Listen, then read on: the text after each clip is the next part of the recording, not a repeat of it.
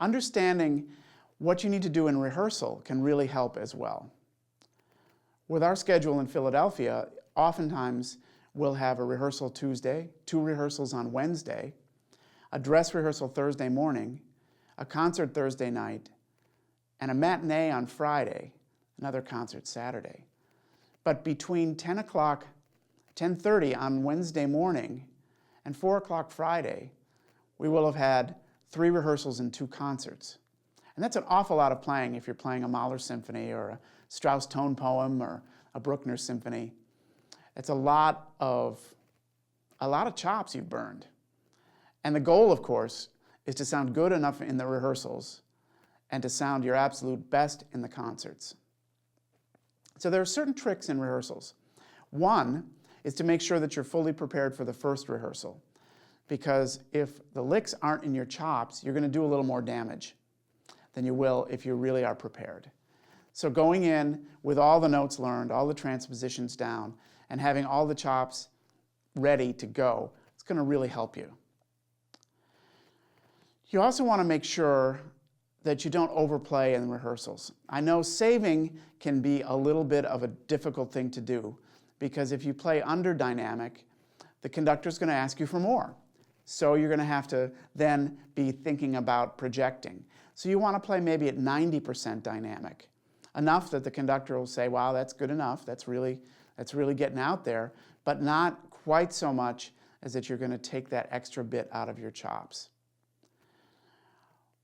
If you're playing a little less or saving a little bit, you still want to make sure that you're using your air to 100%, because if you play more softly but don't support, you'll actually be wasting chops. So if you take a little dynamic off, make sure you're still playing with that great breathing that you've done as you've prepared. And that'll help. That'll help a lot. Another rehearsal trick that you might think about is leaving out a couple of unisons. If there's a big tutti where all 4 trumpets are playing something, you can take it off your face for a couple of bars in a rehearsal, and that'll save for that concert at night.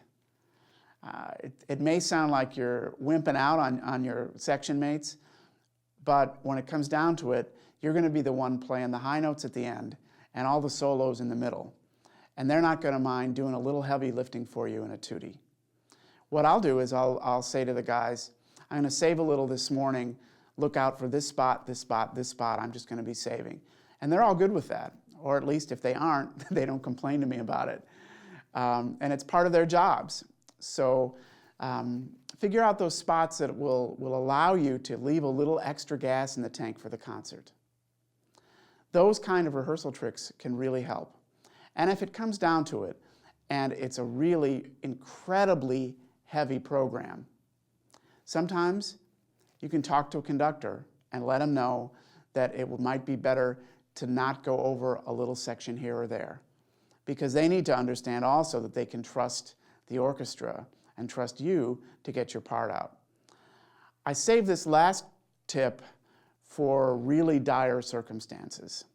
For instance, a number of years ago, I was playing the Tomasi Concerto with the Philadelphia Orchestra at Carnegie Hall, and we had a rehearsal booked from 3 to 5:30 at the hall playing Bruckner's 7th Symphony.